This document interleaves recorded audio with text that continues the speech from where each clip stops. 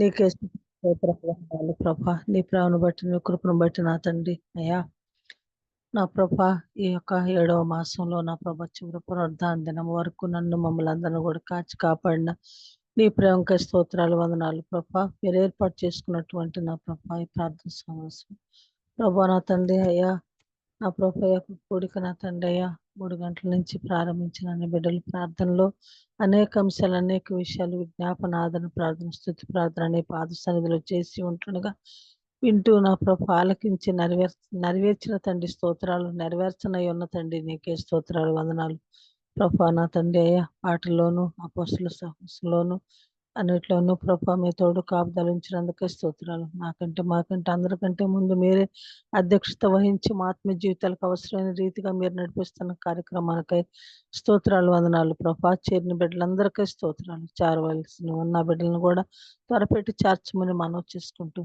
ప్రభా ఇదిగో తండ్రి దాసులు ఏర్పాటు చేసుకున్నటువంటి బిడ్డలు నా ప్రభా, నా తండ్రి బాబాయ్ రత్నాకర్ గారు నా తండ్రి అయ్యా వాక్యం చెప్పుచూ ఉంటుండగా నా తండ్రి తోడేయండి, సాయం చేయండి. నీ కుమారుడికి పరిశుద్ధాత్మతోటి నింపబడి మా ఆత్మీయ జీవితాలకు అవసరమైన విషయాలు మీరు మాతో మాట్లాడమని మనవి చేసుకుంటున్నాం తండ్రి అయ్యా. మా జీవితాలు, మా బ్రతుకులు నీ ఎదుట నా తండ్రి అయ్యా ఏ రీతిగా ఎక్కువైనదో ప్రభా, నీతిమంతులు అని కాదు, బుద్ధిమంతులు అని కాదు ప్రభా. నీ రాకడ త్వరలో రానయ్యున్నది కనుక నీ రూపం కలిగిన సుగుణాలు కలిగి జీవించే జీవితం బ్రతుకు ఏ రీతిగా ఉండటానికి మీరు ఏర్పాటు చేసుకుని ఉన్నారు ఆ రీతిగా జీవించే జీవితం ఉండాలని నా ప్రభాయ నీ కృప చాటును మమ్మల్ని కాపాడుతూ బ్రతికిస్తూ ఉంటున్న తండ్రి నీకు స్తోత్రాలు, వందనాలు చెల్లించుకుంటూ చేరిన బిడ్డలందరూ శరీర ప్రాణాత్మ నీ చేతులకు అప్పచెప్పుకుంటూ ప్రభా నా తండ్రి ఈ యొక్క కార్యక్రమానికి ఏర్పాటైనటువంటి బిడ్డలు నా ప్రభా నా తండ్రి అయ్యా ఇగో తండ్రి అయ్యా జాన్సన్ బాబుని నా తండ్రి కృపాని నా ప్రభా రత్నాకర్ గారిని నా తండ్రి అయ్యా జాన్సమ్మ గారిని నా ప్రభా నా తండ్రి తేజని నా ప్రభా అందరూ కూడా మీరు జ్ఞాపకం చేసుకోండి ప్రభా. ఇంకా చేరిన బిడ్డలందరూ కూడా దీవించి ఆశీర్వదించమని ప్రభా ఈ కార్యక్రమం దయగలిగిన నష్టానికి అప్పు చెప్పుకుంటూ మొదటి నుంచి చివరి వరకు మీరే అధ్యక్షత వహించి మా ఆత్మీయ జీవితాలను బలపరచమని మనవి చేసుకుంటాం మా ప్రభును, మా రక్షకుడు, నీ ప్రియ కుమారుడు అతి త్వరలో మేఘాశ్చర్యుడు రానయ్యున్న యేసయ్య పరిశుద్ధ నామములో ప్రార్థించి అడుగుచున్నాను పరమ తండ్రి, ఆమేన్. ఆమేన్. ఆమేన్. హల్లెలూయా. Praise the lord. Thank you so much అమ్మ గారు. Suvarpana please. Thank you Johnson. కూడి వచ్చిన పరిశుద్ధులందరికీ దేవుని నామంలో వందనాలండి. ఈ సమయంలో మనకు వాక్యాన్ని అందించడానికి దైవానుచిత్తముగా ఏర్పరచబడిన బ్రదర్ బాబీ రత్నాకర్ అన్నయ్య గారు మనకు వాక్యాన్ని అందించడానికి సిద్ధంగా ఉన్నారండి. అన్నయ్య గారు అందరికీ సుపరిచితులే. కొత్త వారి కోసం సభా మర్యాద కోసం చిరు పరిచయం. అన్నయ్య గారిని పరిచయం చేయడం గౌరవంగా భావిస్తా ఉన్నాను. బ్రదర్ బాబీ రత్నాకర్ గారు అద్భుతమైన కృప చేత రక్షింపబడిన ఒక పాత్ర. వేదాంత శాస్త్రము మరియు తత్వశాస్త్రం ఎడల వారికి ఆసక్తి, రుచిగల ఫుడ్ మరియు స్నేహితులు అంటే వారికి మక్కువ, ప్రయాణించడము, రచన మరియు కవిత్వం చదువుటయు వారి హాబీలు. షీలా గారు మరియు బాబీ గారులకు అనేక మంది ఆత్మీయ పిల్లలు. వీరు అందమైన సాగర తీర నగరం విశాఖపట్నంలో వారి నివాసం. అన్నయ్య గారిని, అన్నయ్య గారి కుటుంబాన్ని దేవుడు దీవించిన విధానాన్ని బట్టి దేవునికి వందనాలండి. వెల్కమ్ టు అన్నయ్య గారు, ప్లీజ్ అండి. Thank you very much Swaroop. Good morning అండి అందరికి. నా వాయిస్ క్లియర్ గా ఉందండి? క్లియర్. Thank you Johnson. అందరికి ప్రభు అయిన యేసుక్రీస్తు నామములో శుభములు, వందనములు తెలియజేసుకుంటున్నానండి. Thank you Jesus. మరి ఈరోజు ఇప్పుడు టైం 5:32 అయింది. మరి తొందరగా ముగించుకుందాం. ఈరోజు ఒకే ఒక థాట్ చాలా అవసరమైన అని నేను భావించి మీలో చాలా మందికి ఇది తెలిసి ఉండొచ్చు. మరొకసారి నేను హంబుల్ గా దీని మనస్సును కలిగిన వాడిని ఇది మీకు జ్ఞాపకం చేయాలని నా యొక్క ఆశ. సో ఇదేంటంటే, మరి మనకు తెలుసు ప్రార్థన, మనందరం ప్రార్థన చేస్తాము. రకరకాల లెవెల్స్ లో ప్రార్థన అనుభవం ఉన్న వాళ్ళమే మనం. అయితే ఒకనొక ప్రార్థనా పరురాలు ఒకరోజు ఆకాశంలో ఒక దర్శనం చూసిందట. ఆవిడ ఏం చూశారంటే, సీడ్ షుడ్ బి సోన్, విత్తనము విత్తబడాలి అని ఆకాశంలో ఈ మాటలు చూస్తా ఉన్నారట ఆవిడ. నాకు చెప్పారు, ఏదైనా సరే మనం దేవుని వాక్యం కానీ దేవుని వాగ్దానం కానీ దేవుని యొక్క మాటలు మన జీవితంలో మనం ప్రార్థనలోకి తీసుకువెళ్ళాలి. ఇది మనకి తెలిసిందే, కానీ ప్రార్థనలో ఎంతవరకు తీసుకెళ్ళాలి అంటే అది శరీరధారి అయి అన్న స్థితి వచ్చినంత వరకు తీసుకెళ్ళాలి. మనం గమనించినట్లయితే శరీరధారి అన్న మాట తెలుగులో బాగుంటుంది, నరావతారం కాదు. అంతకుముందు కూడా నేను మీతో పంచుకున్నాను. శరీరధారి అంటే శరీరాన్ని ధరించుకున్నవాడు. యేసు ప్రభువు వారు ఆయన దేవుడిగా ఉంటూ నరుని ధరించుకున్నాడు. సో ఈ యొక్క మోడల్ మనం ప్రార్థించినప్పుడు, మన ప్రార్థన సమయంలో, వ్యక్తిగత ప్రార్థనలో ఇదే జరగాలి. మనకి వాక్యంలో ప్రతిదీ కూడా. మరి ఫిలిప్పీలకు రాసిన పత్రికలో మనం చూస్తాం, don't worry about anything but pray for everything. ఆ అర్థం వచ్చేటట్లుగా పౌలు వారికి రాస్తాడు. దేని గురించి చింతపడద్దు, కానీ ప్రతి దాని గురించి ప్రార్థన చేయండి. మనం ప్రార్థన చేయవలసిన విషయాలు, ప్రార్థనాంశాలు రాసుకుంటాం కదా, ఇంకా కొన్ని ఉంటాయి. మనం వరకే ఉంచుకుంటాం. అది ఉదాహరణకి మనం వాగ్దానాల్ని నమ్ముతాం. ఆ నమ్మికని ప్రార్థనలోకి తీసుకెళ్ళటానికి మనం ఆ అనుభవం చాలా తక్కువ మందికి ఉండిండొచ్చు, లేదా కొంతమంది చేస్తూ ఉండిండొచ్చు. నీ నమ్మకాన్ని దేవుని పాదముల యొద్ద షేర్ చేసుకుంటూ ఉండాలి. కేవలం నమ్మేసి ఓకే దేవుడు ప్రామిస్ ఇచ్చాడు కదా అని చెప్పేసి మనం నమ్మేసి ధైర్యంగా ఉండటం ఒక విషయం. ఆ ధైర్యాన్ని, ఆ నమ్మకాన్ని ప్రార్థనలో ప్రస్తావించడం మరొక విషయం. ఈ విషయాలను మనం ధ్యానం చేసుకున్నాం. దానియేలు ఏ విధంగా ప్రార్థించాడు, ఆ ప్రార్థన, అలాగే యోహాను సువార్తలో కొన్ని మాటలు మీతో పంచుకోవాలనుకుంటున్నాను. చిన్న ప్రార్థన చేసుకుని ముందుకెళ్దాం. మహాగణుడైనటువంటి మా మహాపరిశుద్ధుడా, మా ప్రియ పరలోక తండ్రి, ఆయన చేరువచ్చిన నీ ప్రియ బిడ్డల్ని నన్ను జ్ఞాపకం చేసుకోనండి. నేను ఇంతవరకు మమ్మల్ని నడిపించారు. సమస్త మహిమ మీరు దయతో తీసుకొని వేడుకొంటున్నాం. నేను మమ్మల్ని కంటిన్యూ టు యూజ్ అస్ దేవా. పరిచర్య ధర్మమును అనుగ్రహించండి నాయన తండ్రి. నాయన ప్రభువా, సమస్తమును నీ కొరకుండులాగిన మాకు ఆ యొక్క గ్రహింపును, ఆ భారమును, మేము ఏమీ కాదన్న గ్రహింపును మాకు స్పష్టంగా చూపించండి. కేవలం మీ సేవకులు అన్న గ్రహింపు మాకు అత్యవసరంగా మరి మాకు అనుగ్రహించమని వేడుకొంటున్నాం తండ్రి. నువ్వు ప్రభువు అని మేము కేవలం నీ సేవకులు అన్న ఆ స్థితిలో మేము బహుగా సంతోషించలాగా నీ కృప దయచేయండి. చేరి వచ్చిన ప్రతి బిడ్డను ఆశీర్వదించండి అయ్యా. మీ అభిషేకం అనుగ్రహించండి, ఇంక్రీజ్ చేయండి ప్రభువా. స్తోత్రం చెల్లించండి ప్రభువా. స్వస్థపరచండి నాయన తండ్రి. ఆ ఆరోగ్యం, అనారోగ్యము ఆయన ఎవరికైతే బాగోలేదు ఆరోగ్యం ప్రభువా, ఎవరైతే అనారోగ్యం ఉంటున్నారో ప్రభువా, మాట్లాడండి ప్రభువా. నువ్వు మాట పంపి స్వస్థపరిచే దేవుడు కనుక ఇప్పుడే మీరు నీ మాటని పంపండి నాయన తండ్రి. ప్రతిదీ కూడా ప్రార్థనలోకి తీసుకురాగలిగిన స్వస్థత ప్రభు క్షణం అనుభవించలాగిన నీ కృప నాయన వారి తల మీద ఇప్పుడే యేసుక్రీస్తు నామములో రప్పించండి ప్రభువా. స్వస్థత అనగా ప్రత్యేకమైన గ్రహింపు దయచేయండి ప్రభువా.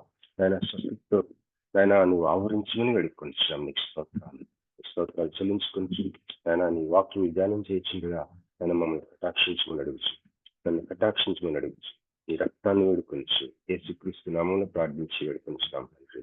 ఆమేన్. Praise the lord.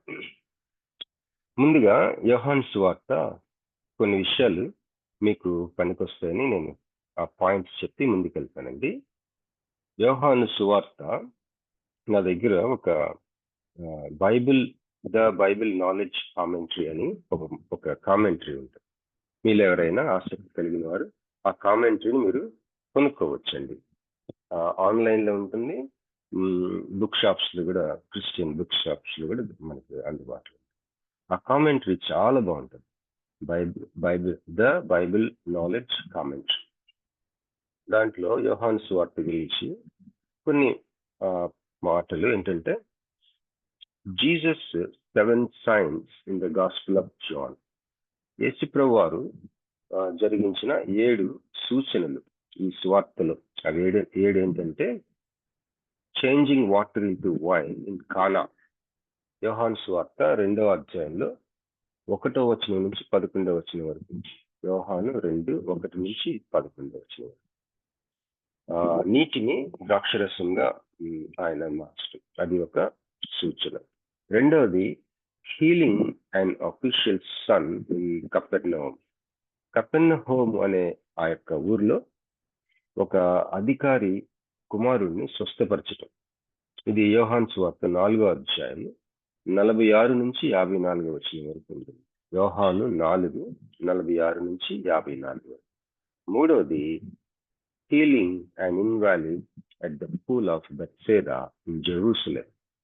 మరి బెత్సేదా కొలను, ఆ యొక్క యెరూషలేంలో ఉన్న బెత్సేదా కొలను దగ్గర మరి పక్షవాయువు కలిగిన వ్యక్తిని స్వస్థతపరచడం. అది 5వ అధ్యాయంలో, యోహాను సువార్త 5వ అధ్యాయం 1 నుంచి 18వ వచనం వరకు మనం చదవగలం. యోహాను 5:1 నుంచి 18. 4వ సూచన ఏంటంటే, feeding the 5,000 people near the sea of Galilee. Galilee సముద్ర తీరంలో 5,000 మందికి ఆహారం పెట్టడం. ఇది 4వ సూచన. ఇది యోహాను సువార్తలో 6వ అధ్యాయం 5 నుంచి 14వ వచనం వరకు మనం చూడగలం. అలాగే 5వ సూచన ఏంటంటే, walking on the water of the sea of Galilee. గలిలయ సముద్రం మీద యేసుప్రభువు వారు ఆ నీటి మీద నడవటం. ఇది 5వ సూచన. దీనిని మనం యోహాను సువార్త 6వ అధ్యాయం 16వ వచనం నుంచి 21వ వచనం వరకు చూడగలం. యోహాను 6:16 నుంచి 21. అలాగే 6వ సూచన ఏంటంటే, healing A blind man in Jerusalem. ఒక పుట్టు గ్రుడ్డివాడిని స్వస్థపరచడం యెరూషలేంలో.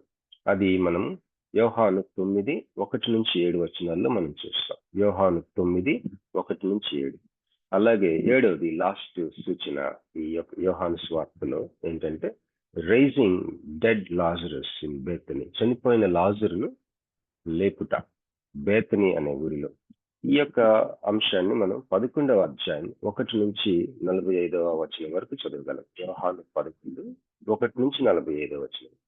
సో ఈ 7 సూచనలు యోహాను రాస్తాడు. యోహాను సువార్త కొద్దిగా ప్రత్యేకమైంది మిగిలిన 3 సువార్తల కంటే. యోహాను స్టార్ట్ చేయడం థియలాజికల్ డిస్కషన్స్ తో స్టార్ట్ చేస్తాడు. ఏంటంటే, గంభీరమైన మరి బైబిల్ పరిశుద్ధ గ్రంథం యొక్క దేవుని యొక్క లోతైన శాస్త్రం సంబంధించిన ఒక మాటతో స్టార్ట్ చేస్తాడు. ఆదియందు వాక్యము ఉండెను, వాక్యము దేవుని యొద్ద ఉండెను, వాక్యము దేవుడై ఉండెను అని క్రిందికి వెళ్తే, ఈ వాక్యము శరీరధారి అయి మన మధ్య వసించెను. ఈ వాక్యము అంటే ఏంటంటే, మరి ఆ రోజుల్లో స్టోయిసిజం అని ఉంటది. రకరకాలైన ప్లేటో ఫాలోవర్ ఒక అతను, యూదుడు ఫైలో అని ఒక అతను ఉండేవాడు. ఆయన చాలా మరి ప్రాచుర్యం చేశాడు కొన్ని అంశాలు. వీళ్ళు ఏం నమ్మేవారంటే, మరి ఈ యొక్క కంటికి కనబడే సృష్టికి వెనకాల ఏదో ఆత్మ సంబంధమైన లోకం అనుకున్న ఉదాహరణ, అక్కడ ఏమీ లేకుండా లేదు అని నమ్మారు వీళ్ళు.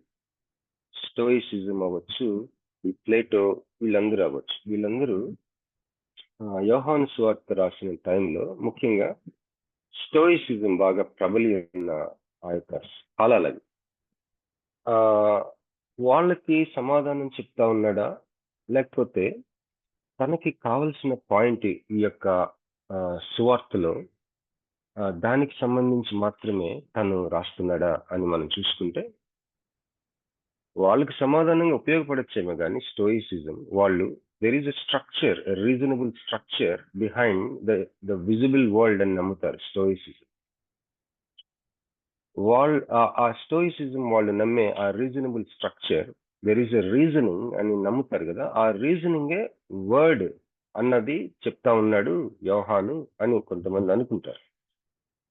అయితే మనం యోహాను సువార్తను కొద్దిగా ముందుకి వెనక్కి ఎలాగా బాగా స్టడీ చేస్తే కనుక 1వ అధ్యాయం 2వ అధ్యాయం ఎంటైర్ బుక్, ఆయనకు ఒక ఉద్దేశం ఉంది యోహాను సువార్త రాయటానికి.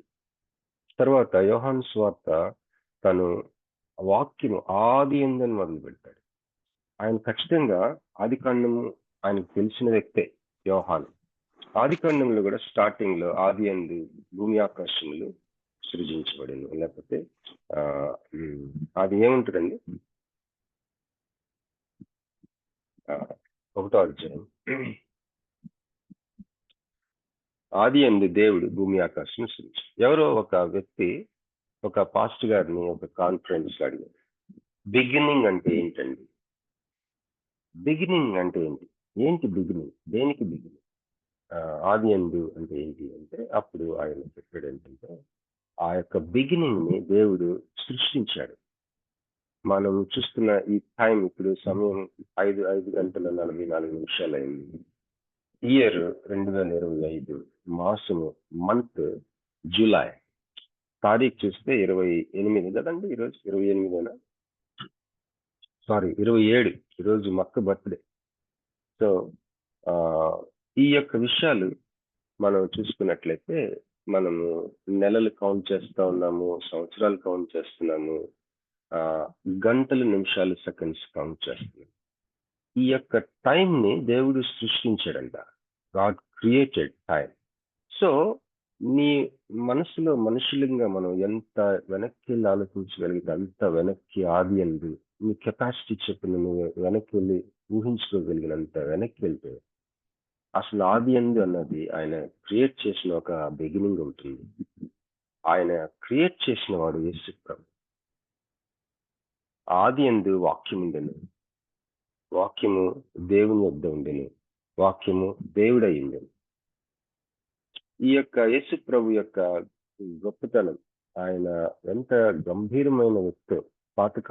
పాత నిబంధన భక్తులందరూ, ప్రవక్తలందరూ ఆయనని చూశారు యేసు ప్రభుని. ఉదాహరణకి దానియేలు, ఆయన గురించి ఒక ఐడియా ఉంది. దానియేలు, యెషయాకుంది, యిర్మీయాకుంది, యెహెజ్కేలుకుంది, ప్రవక్తలందరికీ ఉంది, మోషేకుంది, దావీదుకుంది యేసు ప్రభు గురించిన ఒక అవగాహన. అంతెందుకు అబ్రహాంకుంది అవగాహన. సో ఇంకా చెప్పాలంటే ఆ ఆదాము అవ్వ పడిపోయినప్పుడు వాళ్ళతో ఫస్టే మాట్లాడాడు, నీ సంతానము అని అవ్వతోటి. So the entire history, human హిస్టరీలో యేసు ప్రభువు గురించిన ఒక గ్రహింపు, లేకపోతే ఒక ప్రవచనాలు, ఒక ఐడియా అది వస్తూనే ఉంది. ఒక టైం వచ్చింది, ఆయన శరీరాన్ని ధరించుకొని ఈ లోకానికి వచ్చాడు. దేవుడిగా ఉంటూ శరీరాన్ని ధరించుకున్నాడు. శరీరధారి అయి అన్నమాట. ఈ శరీరధారి అయి అన్నమాట మనం చూస్తే ఇద్దరు రెండు పర్సనాలిటీస్ కాదు, ఒక పర్సనే, ఒక పర్సనాలిటీ. కానీ రెండు పర్సన్స్ ని మనం చూడగలం ఒకేసారి. ఈ విషయంలోనే క్యాథలిక్స్ కి మనకి అభిప్రాయ సిద్ధాంతపరమైన భేదాలు ఉన్నాయి. వాళ్ళు రెండు పర్సనాలిటీస్ అనుకుంటారు. రెండు పర్సనాలిటీస్ ఉండకూడదు ఒక వ్యక్తి, ఒక పర్సనాలిటీ ఉండాలి. కానీ 100% గాడ్ ని మనం చూస్తాం, 100% మ్యాన్ ని చూస్తాం. ఈ రెండు మనకి అసలు అర్థమవుతూ ఉంటది, కానీ అర్థం అవ్వకుండా కూడా ఉంటుంది. మన జీవితం అంతా అర్థమవుతూ ఉండే ప్రత్యక్షతకి ఈ రెండు కలిసిపోయిన ఒక వ్యక్తి, వాక్యము శరీరధారి అయి. నేను ఇదెందుకు మీ ముందుకు తీసుకొస్తున్నానంటే, ఈరోజు మన ప్రార్థనలో దేవుడు నీకు అనుగ్రహించిన వాగ్దానాలు, ప్రవచనాలు,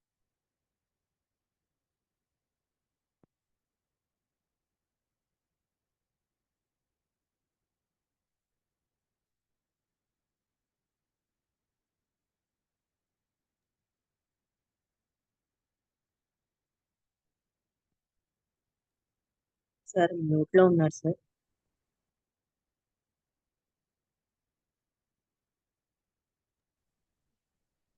వాల్యూమ్ రావట్లేదు డాడీ.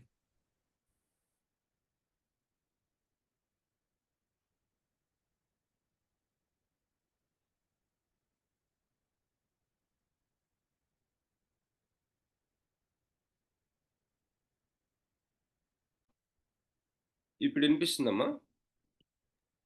వినిపిస్తుంది సార్. ఓకే. సో, మరి ఎప్పటి నుంచి కట్ అయిందో జస్ట్ నౌ డాడీ. మన యొక్క మన జీవితంలో దేవుడు మనకి రకరకాలుగా ఆయన మాట్లాడుతూ ఉంటారు గదా! దేవుని వాక్యం ద్వారా, మరి దర్శనాల ద్వారా, కలల ద్వారా, మరి మెసేజెస్ ద్వారా, అలాగే మరి పాటల ద్వారా, లేకపోతే ముఖ్యంగా ఆయన పరిశుద్ధ గ్రంథం ద్వారా మనతో మాట్లాడినప్పుడు మనం ఏం చేయాలి? మన ప్రార్థనలో వాటిని బాగా లోతుగా వాటిని మనం దేవుని దగ్గర ప్రస్తావించాలి. ఎ ఎలాంటి అనుభవం వరకు ప్రస్తావించాలంటే, ఆ వాక్యము శరీరధారి అయ్యేవాల. మన జీవితంలో భాగాలైపోవాల.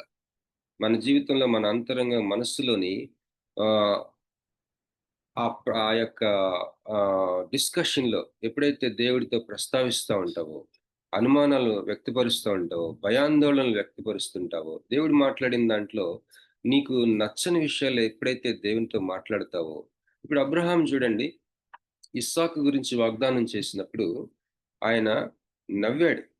నవ్వి ఇష్మాయేల్ ఉన్నాడు గదా! అని అంటాడు. నవ్వటం అనేది ఒక ఒక రకమైన దేవునితో సంభాషణే. ఇష్మాయేల్ ఉన్నాడు గదా! అన్న దాని వెనుక గూడా ఒక సంభాషణే. ఇవి లోతైన హ్మ్. సంభాషణ చేస్తున్నాడు. నవ్వటం ఎందుకు నవ్వాడంటే, నువ్వు నాకు వాగ్దానం చేసి దాదాపు 75వ ఏట నాకు వాగ్దానం చేశావు. కానీ నాకు కొడుకునిచ్చింది చూస్తేనేమో 90వ సంవత్సరంలో 90 తర్వాత ఇచ్చావు. ఆల్‌మోస్ట్ 100 ఇయర్స్ అప్పుడు ఇచ్చావు. 25 ఇయర్స్ నేను వెయిట్ చేశాను ఒక కొడుకు కోసం. ఈ లోపల మరి నేను తప్పో ఒప్పో మరి హాగరు విషయంలో నేను చేసిన తప్పుకి ఒక కొడుకు పుట్టాడు గదా! ఇష్మాయేలు. ఆయనున్నాడు గదా! మరి నువ్వు నీకున్న గొప్ప ప్లాను. నా సంతానాన్ని ఆకాశ నక్షత్రాల్లాగా, భూమిలో ఇసుక రేణువుల్లాగా చేస్తానన్నావు. ఎన్నో ప్రామిసెస్ చేసావు గదా! ఇష్మాయేలు జీవితంలో చేసేయలే అని ఒకలాగా దేవుని మీద ఇష్టం లేదు, కష్టం లేదు. దేవుని మీద ద్వేషం లేదు, ప్రేమ లేదు. దీన్ని కంప్లేసెన్సీ అంటారు. అంటే ఒకలాంటి నిలువెచ్చని స్థితికొచ్చేసాడు.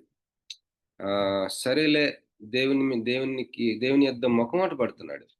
దేవుణ్ణి అడగలేకపోతున్నాడు. కానీ మనస్సును ఎరిగిన దేవుడు చెప్పాడు, ఇష్మాయేలుని గూడా నేను ఆశీర్వదిస్తా.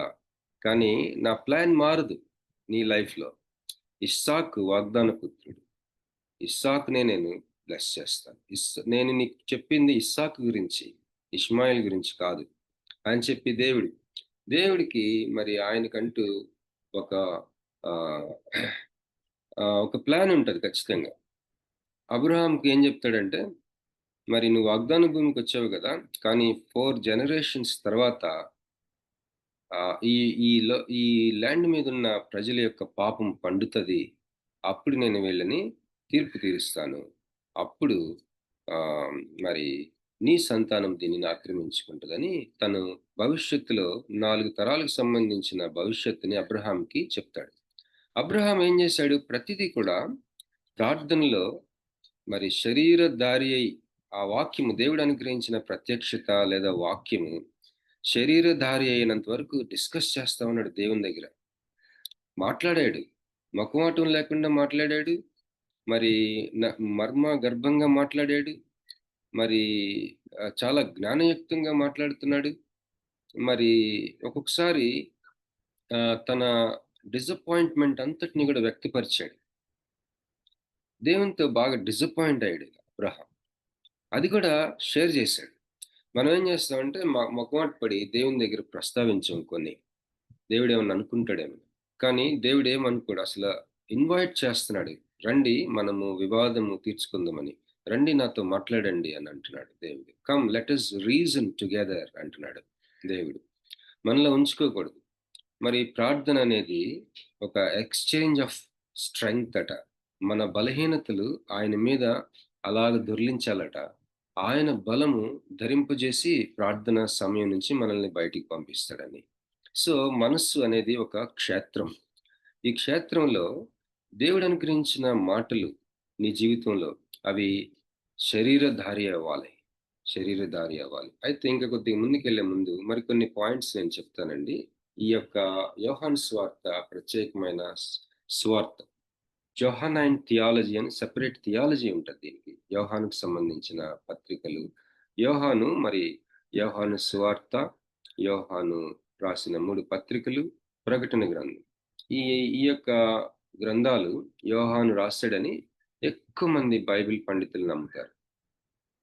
కనుక ఆయన యొక్క శైలి, ఆయన యొక్క థియాలజీ, ఆయన యొక్క దేవుడి గురించి అతను ఈ సువార్తల్లో, ఈ పత్రికల్లో, ఈ యొక్క ప్రకటన గ్రంథంలో దేవుని గురించి చెప్తున్న ఆ యొక్క గంభీరమైన లోతైన ఐశ్వర్యం, దేవుడి గురించిన జ్ఞానము ఒక సెపరేట్ గా స్టడీ చేయవలసి వచ్చింది. ఆయన యోహాను రాసిన ఆ యొక్క పత్రికలు, సువార్తలు అవ్వచ్చు, ప్రకటన గ్రంథం అవ్వచ్చు, సువార్త. అయితే ఒక చిన్న విషయం చెప్పి ముందుకెళ్తాను. ఆ తర్వాత దానియేలు గ్రంథంలో ఉన్న ప్రార్థన మనం ధ్యానం చేసుకుని ముగించుకుందాం. యోహాను సువార్తలో ఇందాక చెప్పినట్లుగా 7 సూచనలు మనం చూసాం. అలాగే 7 ఐయామ్స్ ఉన్నాయి. అంటే నేను ఫలానా అని యేసుప్రభు వారు చెప్పింది. నేను ఫలానా అని. అంటే ఉదాహరణకి I am the bread of life, నేను జీవాహారం నేనే. అలాగా నేనే అన్న మాటలు 7 సార్లు 7 ఉంటాయి. అవి మీతో చెప్తానండి. మొదటిది I am the bread of life అన్నది 6వ అధ్యాయము 35వ వచనంలో ఉంటుంది. జీవాహారము నేనే అని చెప్పాడు యేసయ్య. అది 6వ అధ్యాయం 35వ వచనం. రెండవది I am the light of the world, ఈ లోకమునకు నేను వెలుగును అని చెప్పాడు. ఇది యోహాను 8:12లో ఉంటుంది. యోహాను 8:12. అలాగే మూడవది I am the gate for the sheep, గొర్రెలు పోవు ద్వారమును నేనే అంటే అది 10వ అధ్యాయం 7వ వచనంలో ఉంటుంది. 9వ వచనంలో కూడా కనిపిస్తుంది. యోహాను 10, 7 మరియు 9 వచనాలు. నాలుగవది I am the good shepherd, నేను గొర్రెల మంచి కాపరిని అని అంటాడు. అది 10వ అధ్యాయం 11వ వచనం, 14వ వచనంలో మనం చూస్తాం. ఐదవది I am the resurrection and the life, నేను జీవమును పునరుద్ధానమును నేనే అని అంటాడు. అది మనము 11వ అధ్యాయం 25వ వచనంలో చూడగలం. 11, 25. ఆరవది I am the way and the truth and the life, ఇది మనం అంటే నేనే మార్గమును, సత్యమును, జీవమును అన్నమాట. నేనే అన్నమాట. ఈ మాటను మనము 14వ అధ్యాయం 6వ వచనం, యోహాను 14:6లో మనం చూస్తాం. ఏడవదిగా I am the true vine, నిజమైన ద్రాక్షవల్లిని నేనే. అది మనం 15వ అధ్యాయం 1వ వచనంలో మనం చూస్తాం. 15:1 అలాగే 5వ వచనంలో కూడా చూస్తాం. ఈ 7 ఐయామ్స్, నేనే నేనే అని చెప్పిన 7 మనము యోహాను సువార్తలో మాత్రమే చూడగలం. ఇక్కడ ఒక భక్తుడు ఆర్సి స్ప్రౌల్ అని ఆయన ఏం చెప్పాడంటే I am that I yam అని చెప్పాడు మోషేకి దేవుడు. యాక్చువల్గా ఈ యోహాను సువార్త రాసినప్పుడు కూడా అంతే రాశారట. దాని మూల భాషలో ఏమని రాశాడంటే I am that I am the bread of life. I am the bread of 2 times ఉంటుందట. జీవాహారము నేనే నేనే అని. జీవాహారం అనువాడను నేనే నేనే. ఇదంట యాక్చువల్గా తర్జుమా. కనుక ఏ దేవుడైతే మోషేకి ఉన్నవాడను అని నన్ను అంటారని చెప్పాడు, అదే దేవుడు నరుని ధరించుకున్నాడు. శరీరాన్ని ధరించుకొని జీవాహారము అనువాడను, జీవాహారంగా ఉన్నవాడను నేనే, ఉన్నవాడను అనువాడను నేనే, జీవాహారంగా ఉన్నవాడను అనువాడను నేనే. అలాగే ఈ లోకమునకు వెలుగుగా ఉన్నవాడను అనువాడను నేనే. అలాగే గొర్రెలకు మంచి కాపరిగా ఉన్నవాడను అనువాడను నేనే. అలాగే గొర్రెలకు ద్వారంగా ఉన్నవాడును అనువాడను నేనే. పునరుద్ధానమును జీవమును అన్నవాడను, అలాగా ఉన్నవాడను అనువాడను నేనే. అలాగే మార్గము సత్యము జీవము లాగా మార్గము సత్యము జీవముగా ఉన్నవాడను అనువాడను నేనే. లాస్ట్ గా నిజమైన ద్రాక్షవల్లిగా ఉన్నవాడను అనువాడను నేనే. ఇట్లా రాశారంటండి మూల భాషలో. యేసయ్య ఎవరు అన్నది మనకి ఆయన యొక్క మాటల్లోనూ ఆయన చేసిన క్రియల్లోనూ మాత్రమే ఆయన్ని మనం కనుగొనగలం. మరి దేవుడు ఈ లోకమును సృష్టించినప్పుడు ఈ సృష్టిని చూసి దేవుణ్ణి తడుములాడి లేకపోతే సృష్టిని చూసి ఆయన్ని కనుగొంటారని, సృష్టిని దేవుడు చేసినప్పుడు ఈ యేసు ప్రభు వారిని ఆయన లేనిదే ఏమీ కూడా జరగలేదని ఉంటది. అతడు లేకుండా మనం చదువుదాం. ఇప్పుడు యోహాను సువార్త 1వ అధ్యాయం కొన్ని మాటలు చదువుకుందాం. ఎవరైనా దయచేసి చదువుతారండి? యోహాను సువార్త 1వ అధ్యాయం 1 నుంచి కొన్ని వచనాలు మనం చదువుకుందాం. దయచేసి సహాయం చేస్తారా? యందు వాక్యం ఉండెను, వాక్యము దేవుని యొద్ద ఉండెను, వాక్యము దేవుడై ఉండెను. ఆయన ఆది యందు దేవుని యొద్ద ఉండెను. సమస్తమును ఆయన మూలంగా కలిగి ఉన్నదేదియు ఆయన లేకుండా కలుగలేదు. ఆయనలో చాలమ్మా. ఇప్పుడు మనం ఆదికాండంకి వెళ్దామండి. ఆదికాండం 1వ అధ్యాయం 1వ వచనంలో ఆది యందు దేవుడు భూమిని ఆకాశమును సృష్టించాడంట. అలాగా మన కిందకి చూసినట్లయితే కొన్ని వచనాల్లో పలుకగా ఇక్కడ వర్డ్ అని ఉంటది. ఆయన 2వ వచనంలో ఉదాహరణకి భూమి నిరాకారంగాను శూన్యంగాను ఉండెను. ఓకే. 3వ వచనం దేవుడు వెలుగు కమ్మని పలుకగా. ఇక్కడ పలకటం అనేది ఈ పలకటం అన్న దగ్గర ఏదైతే అర్థం వచ్చిన మాటలు వాడారో, యోహాను సువార్త 1వ అధ్యాయంలో వాక్యము ఆదియందు వాక్యం ఉండెను అన్న మాట కూడా, ఆ వాక్యం అన్న మాట కూడా అదే మాటలు వాడారు. అదే మూల పదాలు, అదే మూలార్థం వచ్చేటట్టు. ఆదికాండంలో పలకటం అనేది యోహాను సువార్తలో వాక్యము ఆదియందు వాక్యం ఉండెనన్న మాట. నేను ఎందుకు చెప్తున్నానంటే ఇదే జరుగుతుంది నీ జీవితంలో. నువ్వు భయపడినప్పుడు, మనం ఎప్పుడైనా పాపం చేసి దేవుని దగ్గరికి వచ్చి పాప క్షమాపణ కోరుకున్నప్పుడు ఆయన ఇచ్చే ఆ యొక్క పాప క్షమాపణ తాలూకా వచనాలు, ఆయన కడిగే ఆ యొక్క రక్తపు వాషింగ్, ఆయన మనల్ని క్షమించనని చెప్పే మాటలు, ఇవన్నీ పలుకగా లేకపోతే వాక్యం. ఇది శరీరధారి. అది ప్రవచనం అవ్వచ్చు, ప్రామిస్ అవ్వచ్చు. దేవుడు పలుకుతా ఉన్నాడు నీ జీవితంలో. నీ బైబిల్ చదువుకుంటున్నప్పుడు లేదా రకరకాలుగా పలుకుతా ఉన్నాయి. యెషయా గ్రంథం 41వ అధ్యాయంలో ఒక మాట ఉంటుంది, భయపడకము నేను నీ దేవుడను, దిగులు పడకు నేను నిన్ను బలపరుస్తాను. నిన్నెందుకు భయపడద్దు అంటున్నాడంటే నేను నీ దేవుడను. దేవుడు అన్న మాటకి మరొక అర్థం నేను నీ భర్తని, నేను నీ యజమానిని, నేనేమైనా చేయగలను కనుక భయపడదు, దిగులు పడబాక, నేను నిన్ను బలపరుస్తాను. ఏ విధంగా అంటే సామాజికంగా నిన్ను బలపరుస్తాను, ఆర్థికంగా బలపరుస్తాను, రకరకాలుగా బలపరుస్తాను. నీకు అడ్రస్ లేకపోవచ్చు ఈరోజు, కానీ నిన్ను దేవుడు బహుగా హెచ్చించగలడు. అందుకే దిగులు పడద్దు, ఐ విల్ స్ట్రెంగ్థెన్ యు. దీన్ని మనం బైబిల్లో ప్రార్థనలోకి తీసుకురావాలి. ఇలాంటి వాగ్దానాలు మనకి ఎన్నో ఉంటాయి. వీటిని ప్రార్థనలో ఎంతవరకు తీసుకురావాలంటే అది శరీరధారి అవ్వాలి, ఇన్కార్నేట్ అవ్వాలి. వాక్యము శరీరధారి అయి మన మధ్య వసించింది. ఎప్పుడైతే అది జస్ట్ నమ్మకం లెవెల్లోనే ఉంటుందో మనం నెక్స్ట్ లెవెల్కి వెళ్ళలేం. అంతరంగంలో ప్రియుడా నీ ఆత్మ వర్ధిల్చున్నట్లు నీవన్ని విషయంలో వర్ధిల్చు సౌఖ్యంగా ఉండవలెనని నేను కోరుచున్నాను. ఓ దుష్ట సమూహం, భయంకరమైన పిశాచాలు, సైతానని పిలిచాడు దేవుడు. దేవుడు ఎవరిని నెగిటివ్గా మాట్లాడే దేవుడు కాదు, కానీ ఆ యొక్క దూతని వాడు అపవాది, దెయ్యము, సైతాను, పిశాచి ఇలాంటి మాటలు వాడాడు. అపవాది, అబద్ధికుడు, అబద్ధాలకు జనకుడు, ఫాదర్ ఆఫ్ లైస్. తర్వాత ఇంకో మాట ఉంటుంది, వాడి సబ్జెక్ట్స్ వాడి అనుచరులు అని ఉంటుంది. ఎవరు ఈ అనుచరులు? ఎవరైతే వాడి ఇన్ఫ్లుయెన్స్కి గురయ్యి దేవుడితో నిజమైన సంబంధం కలిగి ఉండకుండా ఉంటారు. ఈ లోకంలో విశ్వాసులకి ట్రబుల్ ఇచ్చేది వీళ్ళే. సైతాను, వాడి స్పిరిచువల్ ఫోర్సెస్ అన్ని కూడా ఎఫెసీ పత్రిక 6వ అధ్యాయంలో ఉంటుంది, వాడి హైరార్కీ అంతా. అలాగే వాడి ప్రభావంలో వాడికి అంటే దేవుడికి అవిధేయత చూపిస్తూ వాడి ఇన్ఫ్లుయెన్స్లో గ్రిప్లో ఉన్నవాళ్ళు మనుషులు, సబ్జెక్ట్స్ అన్నమాట.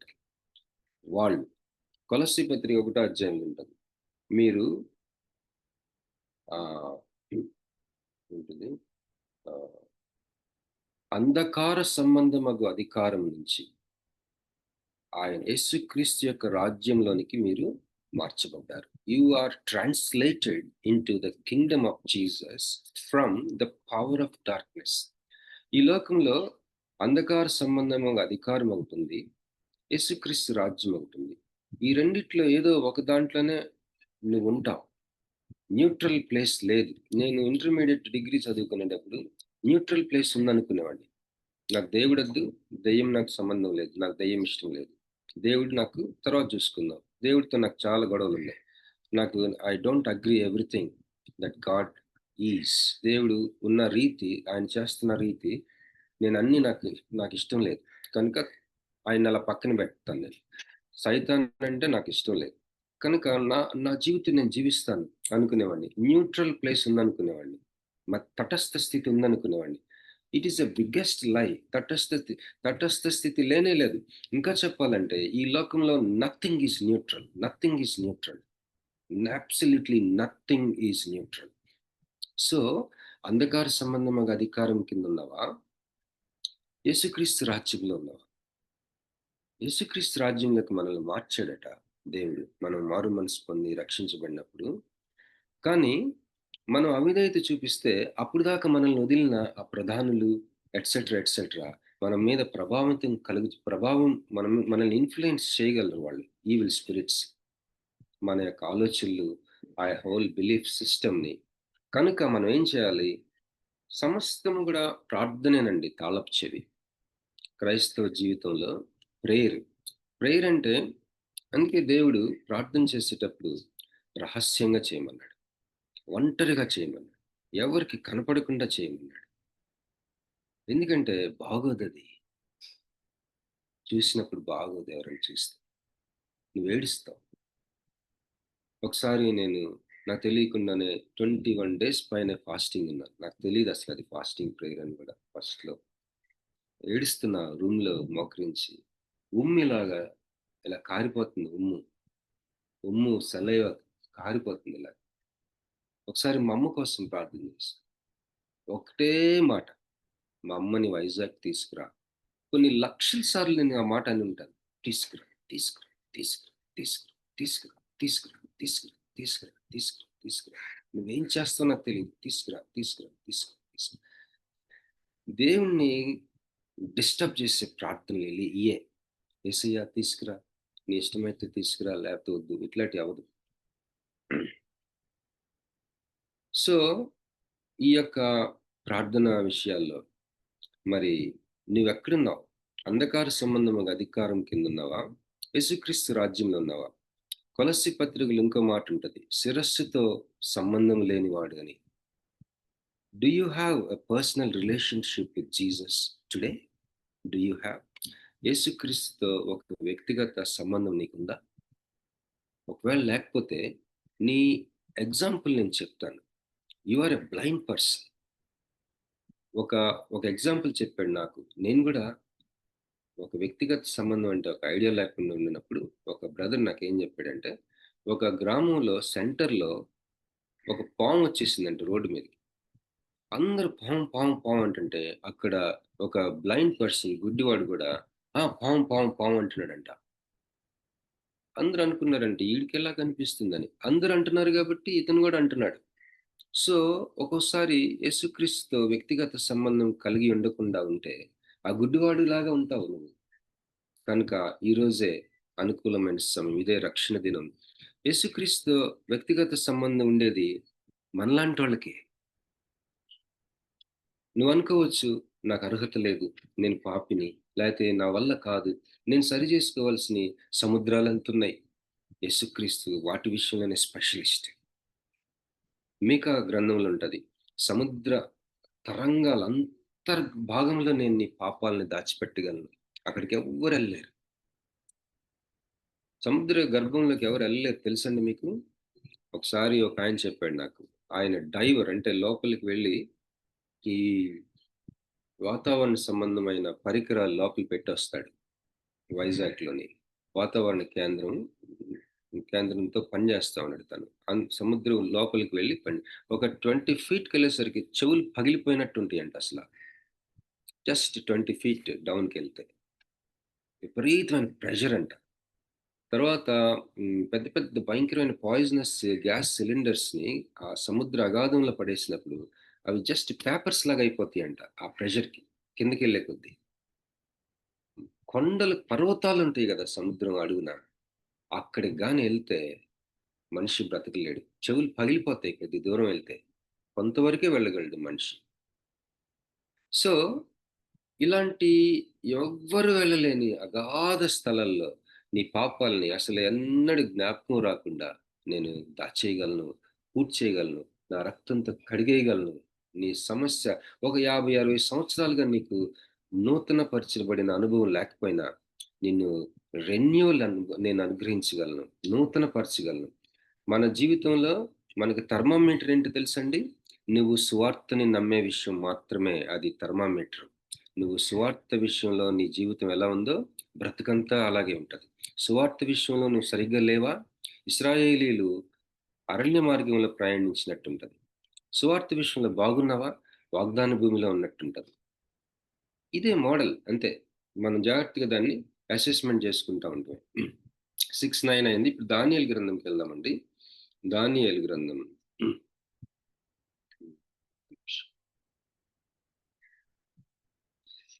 దానియేలు యొక్క ప్రార్థన.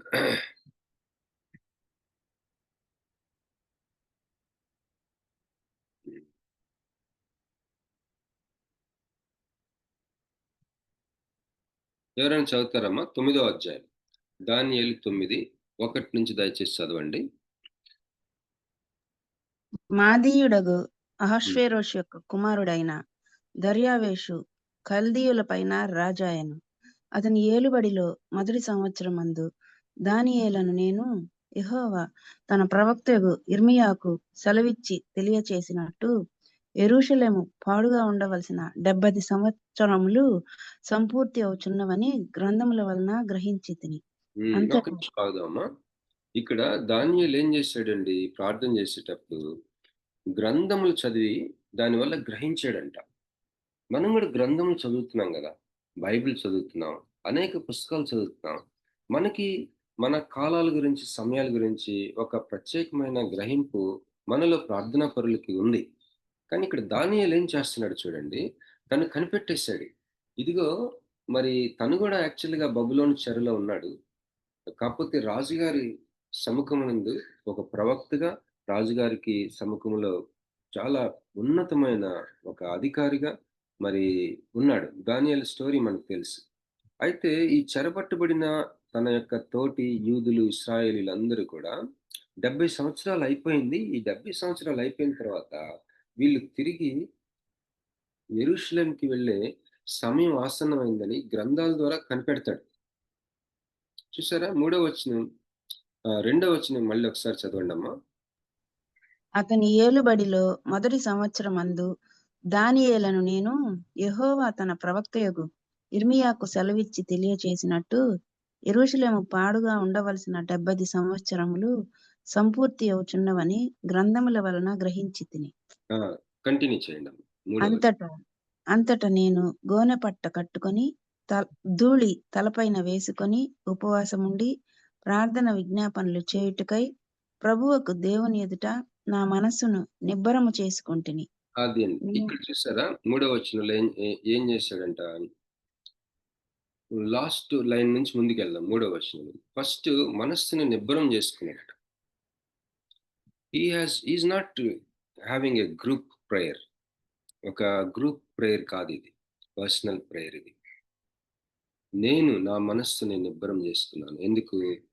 ప్రభువుకు దేవుని ఎదుట ప్రార్థన విజ్ఞాపనలు చేయుటకు ఉపవాసం ఉండి ధూళి తలపైన వేసుకొని గోనె పట్టు కట్టుకొని, ఇది ఒక ఆలోచించుకున్నాడు. తనకి ఒక భారం ఉంది, ఒక పర్సనల్గా, ఒక వ్యక్తిగతంగా. ఇదొక పర్సనల్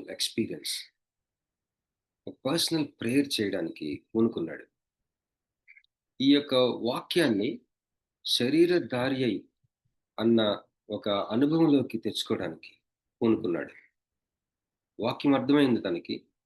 తన ప్రార్థనలో పెట్టడానికి దాన్ని ఏమని మాట్లాడుతున్నాడో చూద్దాం. 4వ వచనం చదవండి అమ్మా. నేను నా దేవుడైన యెహోవా ఎదుట ప్రార్థన చేసి ఒప్పుకొన్నదేమనగా, ప్రభువా, మహాత్మ్యం కలిగిన భీకరుడవగు దేవా, నీ ఆజ్ఞలను అనుసరించి నడుచువారి ఎడల నీ నిబంధనను నీ కృపను జ్ఞాపకం చేయువాడా. చాలమ్మా. 4వ వచనంలో నేను నా దేవుడైన యెహోవా ఎదుట ప్రార్థన చేసి ఒప్పుకొన్నదేమనగా, 2 విషయాలు మాట్లాడు. నేను ప్రార్థన చేశాను, ఒప్పుకున్నాను కూడా. కేవలం ఒప్పుకుంటాం కాదు, ప్రార్థన చేశాడు. కేవలం ప్రార్థన చేయటం కాదు, ఒప్పుకున్నాడు. ఏమని ఒప్పుకున్నాడు? ప్రభువా అంటున్నాడు. ఇంగ్లీష్లో లార్డ్ అని, ఆల్ క్యాపిటల్స్. లార్డ్. లార్డ్ అంటే యూదులు వాళ్ళు వాళ్ళ జాతీయ దేవుడు, వాళ్ళ దేశం అంతటికి సంబంధించిన దేవుడు యాహ్వే. యాహ్వే లార్డ్ అంటే ఈ తనంతటి తాను ఉనికిలో ఉన్న ఒక దేవుడు. అది ఎవరు క్రియేట్ చేయలేదు ఆయన. Jewish national God and a self-existent God. That is the meaning of Lord, Yahweh. ప్రభువా అన్న మాట వాడుతున్నాడు. ఇక్కడ మహాత్మ్యము కలిగిన భీకరుడు వగు దేవా.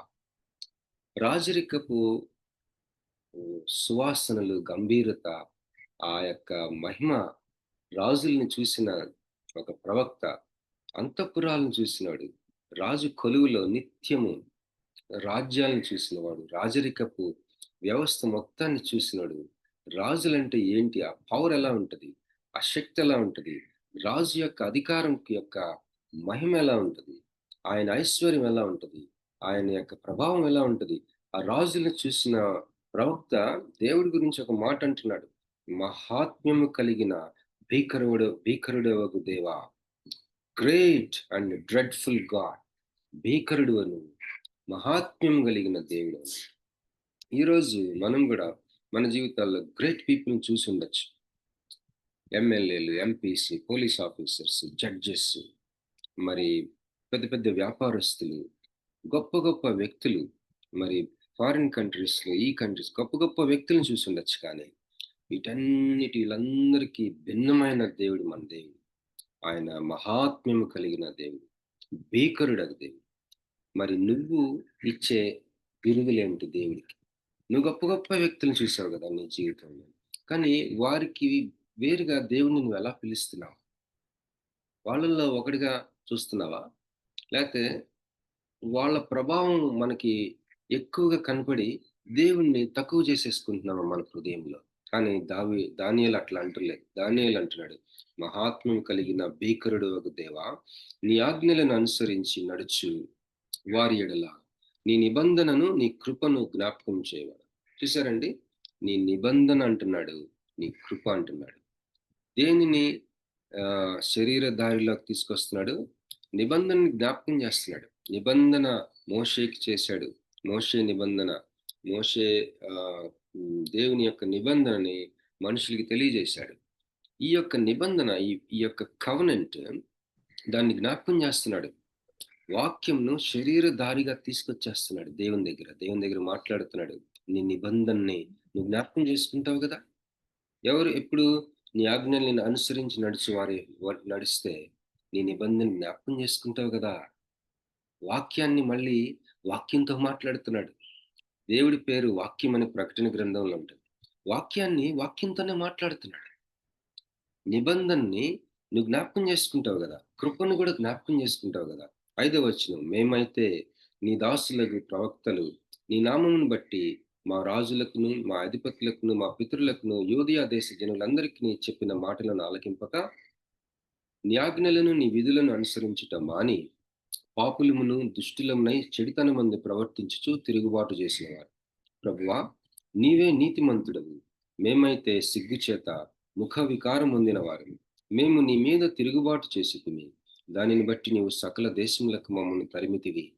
యెరూషలేములోను యూదయ దేశంలోను నివసించుచు స్వదేశవాసులుగా ఉన్నట్టు పరదేశవాసులుగా ఉన్నట్టు ఇశ్రాయేలీయులందరికీ మాకును ఈ దినమున సిగ్గే తగి ఉన్నది.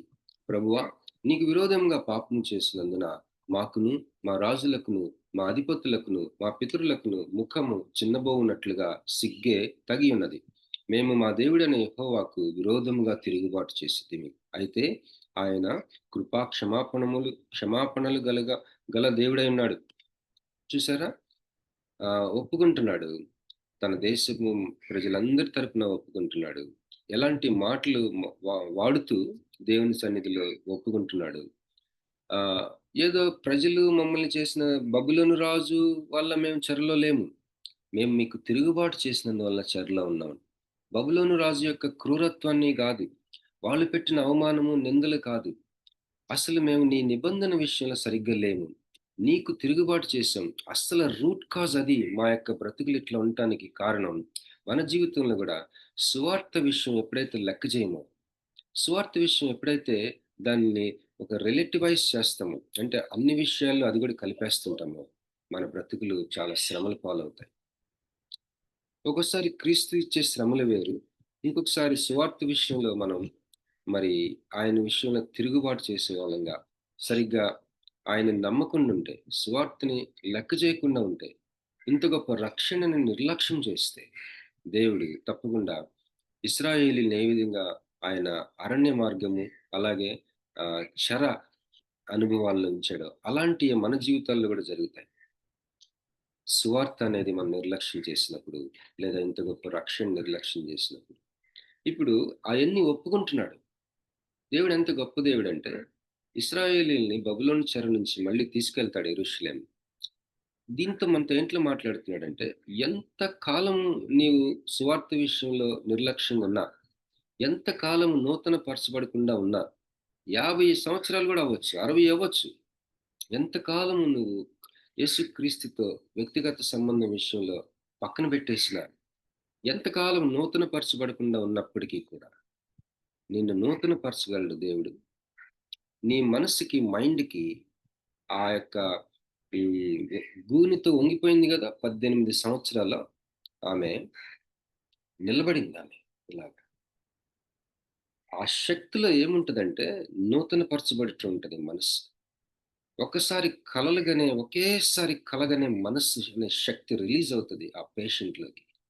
ఆశ రిలీజ్ అవుతుంది. రిసీవ్ చేసుకునే దేవుని యొక్క నూతన పరచబడటం రిసీవ్ చేసుకునే ప్లాట్ఫామ్ ఉంటుంది మైండ్లో. తర్వాత తన అన్ని సంవత్సరాల తన యొక్క నిలువెచ్చని స్థితిని ఒక్కసారి ఒప్పుకోగలిగిన ఒక జ్వాల అది అందుకుంటుంది ఆ మనస్సు. వీటన్నిటితో పాటు స్వస్థత కూడా ప్రజ్వలించిపోద్ది. హల్లెలూయా. మరి ఇప్పుడు దానియేలు మాట్లాడుతున్నాడు, మేము మా దేవుడైన యెహోవాకు విరోధంగా తిరుగుబాటు చేసితిమి.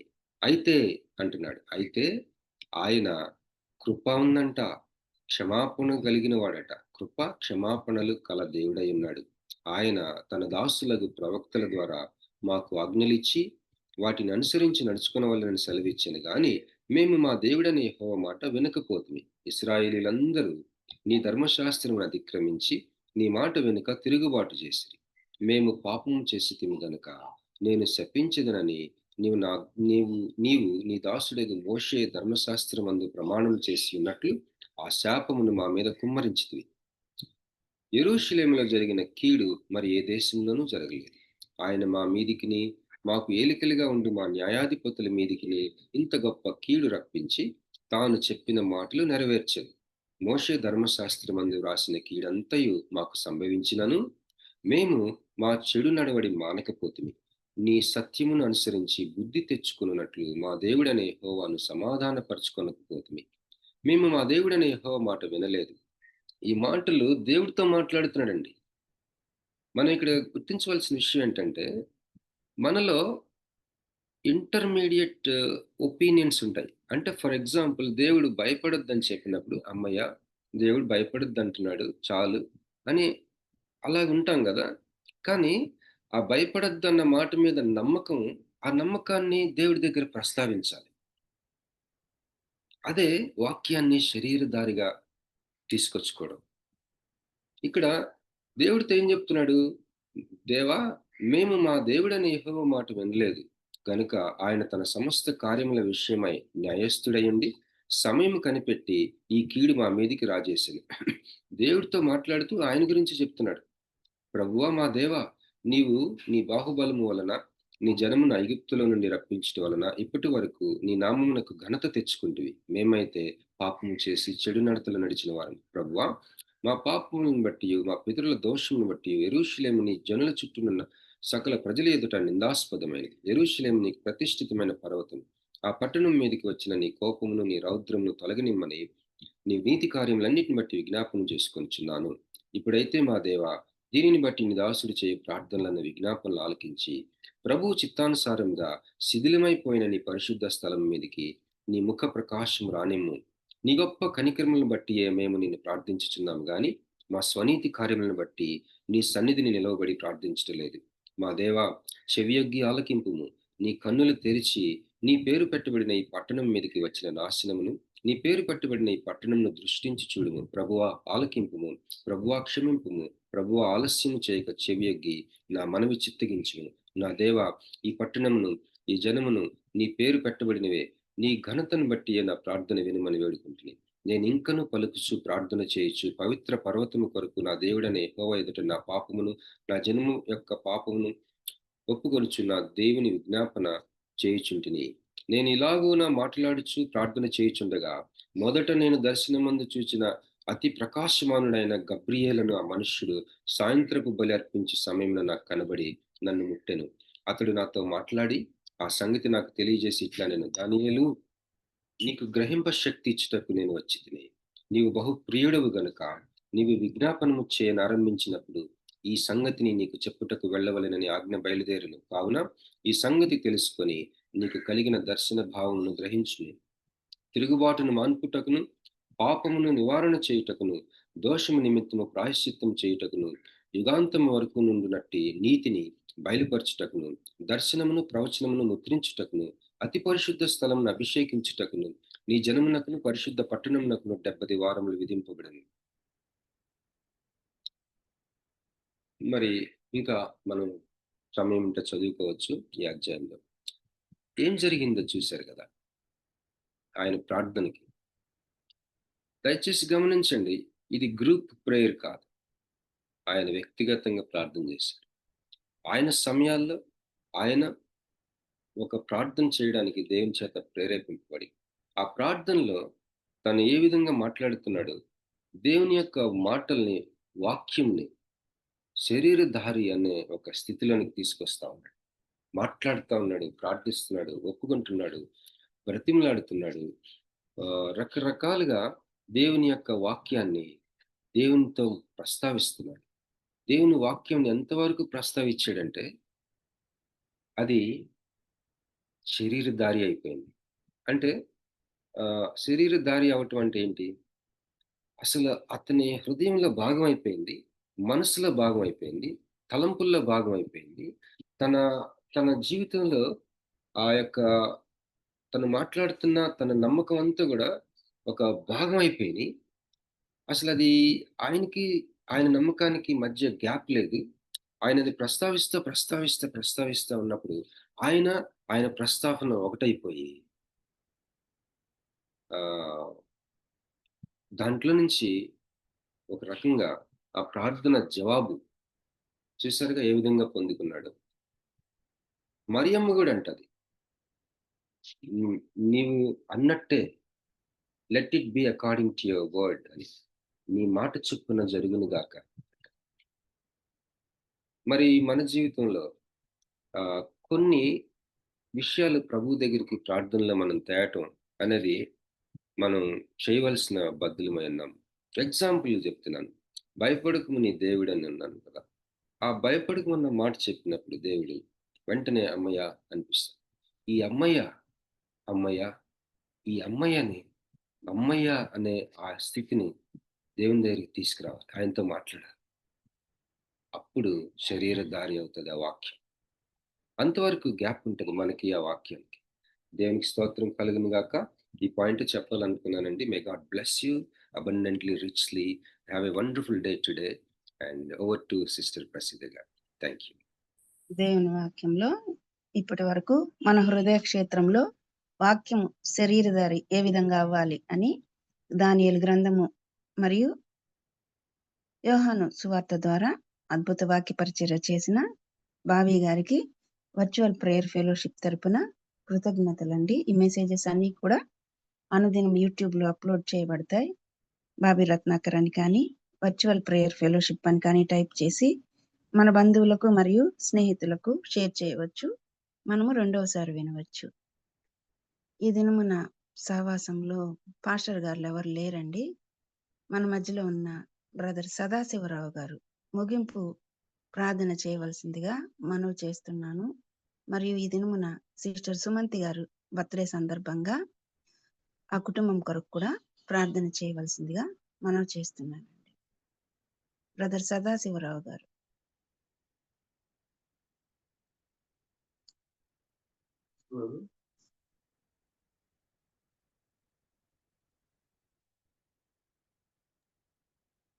అమ్మా ఎవరు లేకపోతే మీరే చేయండి అమ్మా, పర్వాలేదు. మా సిస్టర్ సుమంతి కుంచికర, తన బర్త్డే ఈరోజు జ్ఞాపకం చేసుకోండి. Okay brother. ఝాన్సీ రాణి గారు మీరు చేస్తారమ్మా ప్రేయరు?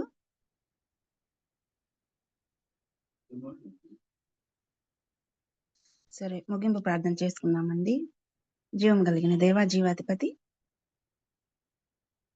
ఈ దినమున అద్భుతమైన వాక్యం ద్వారా మాతో మాట్లాడిన దేవా నీకు వందనాలు. నీ ఆత్మతో నాయన సహోదరుడు బావి గారిని నింపిన విధానాన్ని బట్టి మా అందరికీ నాయన ఎంతో ఆత్మీయ మెలకువ మాకు ఉండాలని ఏ విధంగా నేర్పించారో ఆ స్థితిని బట్టి వందనాలు నాయన. సహోదరుని కుటుంబాన్ని దీవించిన విధానాన్ని బట్టి వందనాలు. ముగ్గురు బిడ్డలకి ఆశీర్వాదం దయచేయండి. వారి సహోదరి అయిన సుమంతి గారి జన్మదినం అయింటుండగానైనా ఆ బిడ్డ విషయంలో ప్రతి విధమైన కార్యము నైనా మీరు చేయండి. నూతన దయా కిరీటంగా ఆ బిడ్డకి నూతన సంవత్సరం ఇచ్చి ఉండగా వారి హృదయ వాంఛలన్నీ ఈ సంవత్సరంలో తీర్చండి. కుమారుని వివాహం విషయంలో నైనా వారు అనేక దినాలుగా మీ సన్నిధిలో మొరపెడుతూ ఉండగానైనా ఆ కార్యం నైనా మీకు ఇష్టమైతే ఈ సంవత్సరం ముగించేదానికి కృప చూపించండి. అనుదినం కూడా ఇంకా ప్రభువుని గురించి అత్యధికంగా తెలుసుకునేదానికి మాకు ఈ ప్లాట్ఫామ్ మీరు ఏర్పాటు చేసిన విధానాన్ని బట్టి మీకే స్తుతి, మహిమ, ఘనత, ప్రభావం ఆరోపిస్తూ ఉన్నాం నాయన. కూడి వచ్చిన ప్రతి బిడ్డని వ్యక్తిగతంగా కుటుంబ పరంగా ఆశీర్వదించండి. ఈ దినమున సహోదరు లలిత గారి కుమార్తె బారసాల జరుగుతూ ఉండగా కూడి వచ్చిన ప్రతి ఒక్కరూ క్షేమంగా తిరిగి వారి గృహాలకు వెళ్లేదానికి మరియు తల్లికి బిడ్డకి కావాల్సిన ఆరోగ్యము, క్షేమస్థితి మీ మహిమేశ్వరం చొప్పున తీర్చమని అడుగుతున్నాం తండ్రి. యేసునామంలో మీకు ఇష్టమైతే తండ్రి మేము ప్రతి ఒక్కరం కూడా మందిరంలో ప్రవేశించి ఆరాధనలో పాల్పంపులు పొందేదానికి అనుమతి దయచేయమని జీవం కలిగిన యేసయ్య పరిశుద్ధ నామంలో అడిగి వేడుకుంటున్నాం తండ్రి. ఆమేన్. పరలోకమందున్న మా తండ్రి, నామం పరిశుద్ధపరచబడును గాక, మీ రాజ్యం వచ్చును గాక, మీ చిత్తం పరలోకమందు నెరవేరును. అలాగే భూమి మీద నెరవేరును గాక. మా అనుదిన ఆహారం నేడు మా దయచేయండి. మాడిలా అపరాధం చేసిన వారిని మేము క్షమించినట్లు మా అపరాధములను క్షమించండి. మమ్మల్ని శోధనలోనికి తేక కీడు నుంచి తప్పించండి. రాజ్యము, బలము, మహిమ నిరంతరం నీవి ఉన్నవి. ఆమేన్. ఆమేన్. నేను ఆశీర్వాదం తీసుకుందామా. Okay brother. కాండం 6వ అధ్యాయం 24వ వచనంలో ఈ విధంగా ఉంది. యెహోవా నిన్ను ఆశీర్వదించి నిన్ను కాపాడును గాక. యెహోవా నీకు తన సన్నిధిని ప్రకాశింపజేసి నిన్ను కరుణించును గాక. యెహోవా నీ మీద తన సన్నిధి కాంతి ఉదయింపజేసి నీకు సమాధానం కలిగజేయును గాక. తండ్రి యొక్క కుమారుని యొక్క పరిశుద్ధాత్మ యొక్క నామములో ఆయన తోడు, సహవాసం, ఆశీర్వాదం, అభిషేకం నిండుగా మెండుగా ఈ రోజు సదాకాలం మనందరితో ఉండను గాక. ఆమేన్. ఆమేన్. ఆమేన్. ఆమేన్. ఆమేన్. ఆశీర్వదించిన బాబీ గారికి, అలాగే టెక్నికల్ సపోర్ట్ ఇచ్చిన యవన బిడ్డ జాన్సన్ కు, కూడి వచ్చిన విశ్వాసమైన పరిశుద్ధులందరికీ, కోర్ కమిటీ మెంబర్స్ కు వర్చువల్ ప్రేయర్ ఫెలోషిప్ తరపున కృతజ్ఞతలండి. ప్రభు చిత్తమైతే రేపటి దినాన్ని కలుసుకుందాం. అంతవరకు సెలవు తీసుకుందాం. ప్రభు నామములో Thank అందరికీ you, sister, వందనాలు. for prayer. Thank you, sister. చెప్పండి. Thank you for prayer. Praise lord. Happy birthday aunty. Thank you, ma. Many more happy returns of the day ma. Wish you happy birthday. Thank you.